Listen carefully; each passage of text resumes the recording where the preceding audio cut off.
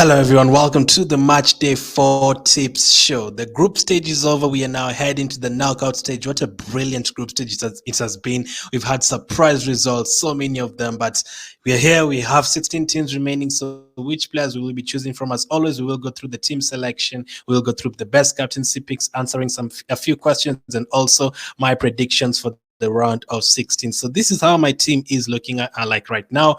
I have Martinez in goal. I've remained with him in goal, and I also have Alisson. I've brought in Alisson as my backup goalkeeper for the last day. Martinez will play on the first day. I've only put him there because one, I have the money, and two, Brazil's defensive record has been really good since qualifying. In terms of attack, yes, they've struggled in a couple of games. Like they didn't score against Cameroon. They also struggled in the last game against Switzerland. They only scored very late on through Casemiro.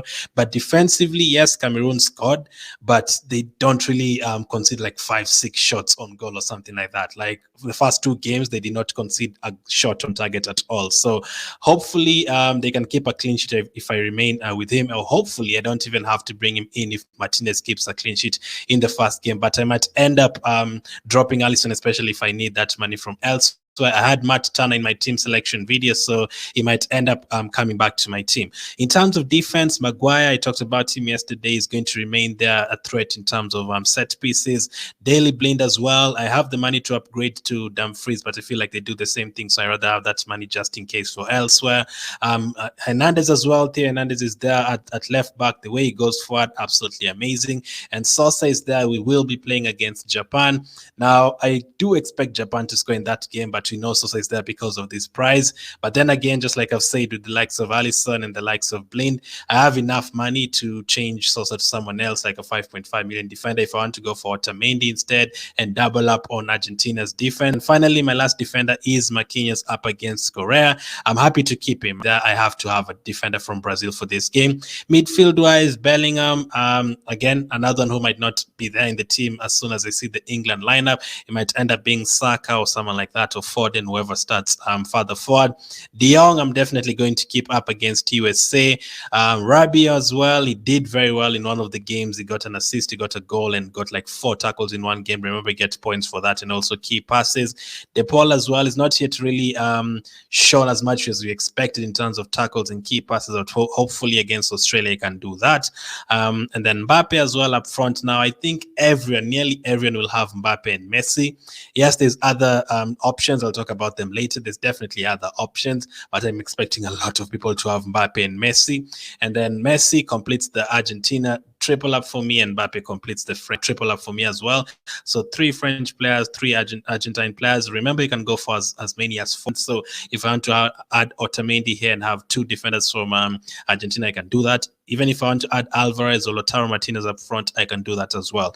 And then on my bench, I have Bruno Fernandes up against Switzerland. I didn't have Bruno Fernandes in my team selection from yesterday. I talked about him, but since it's been confirmed they're going to play against Switzerland, I think that's a decent fixture for him, especially after watching that Serbia game.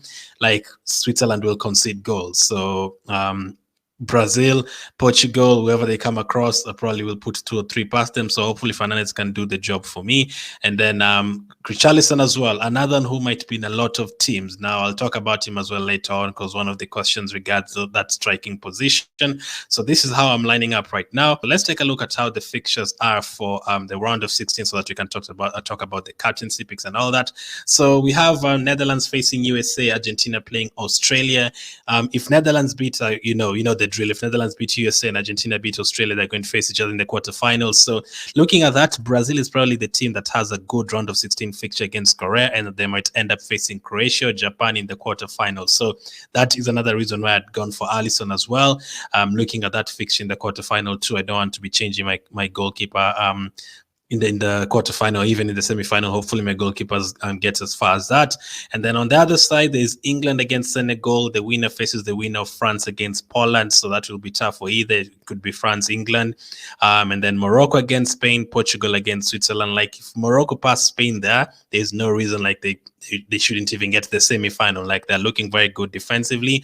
In my current draft, I don't have any Spanish players. I might end up going for Unai Simon, but Spain as well, they're not really that satisfying in terms of keeping clean sheets. They're not that strict in terms of their defense. They concede goals. But Morocco is better defensively than Spain. They keep clean sheets. Then is considered an own goal in the last game. Like Morocco have not considered a goal apart from the own goal they scored themselves.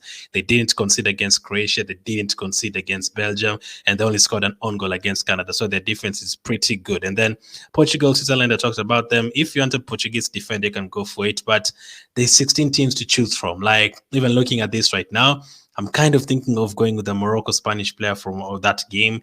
I'm thinking about, should I go for 4 players from Brazil? I'm thinking about Japan, Croatia, Modric, and Kamada. Should I go for someone there? So best team to triple up on. I mean, that is a hard question. It's obviously between Argentina, France, Brazil.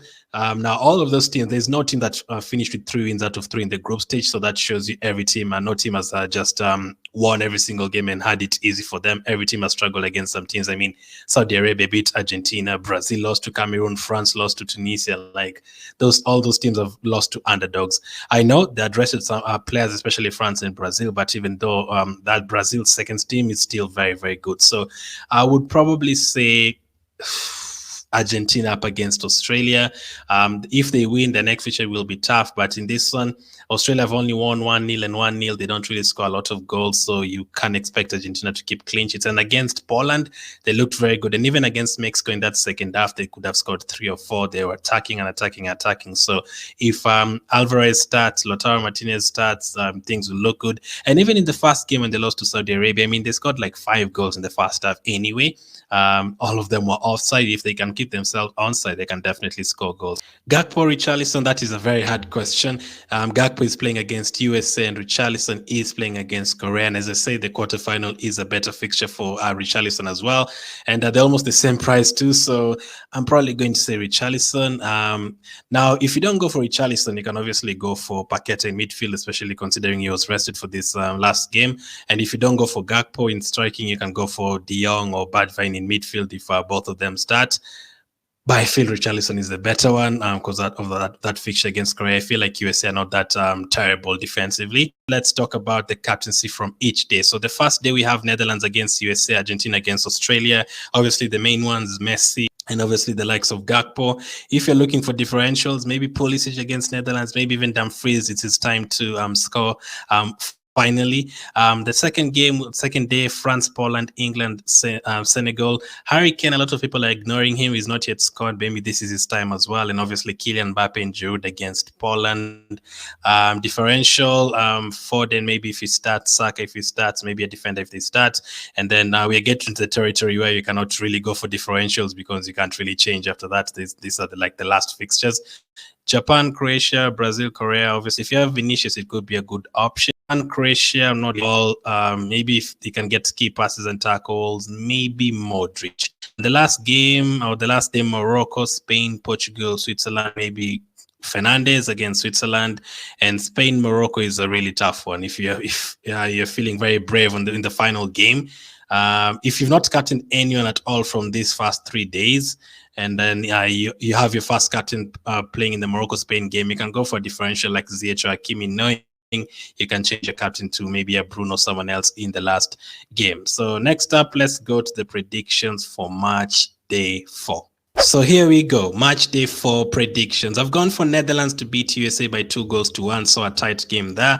Argentina against Australia, I've gone for Argentina, easy 3-0 win. That means Netherlands will be taking on Argentina in the quarterfinal. That would be a great match. France, Poland, I've gone for 3-0. Poland looked really terrible against Argentina in their final group game, but before that they had not considered a goal. Chesney's been saving penalties, but France 3-0 for me in this one. All their players rested, Mbappe, Giroud, all those guys, so they all will be fresh, the likes of Rabiot.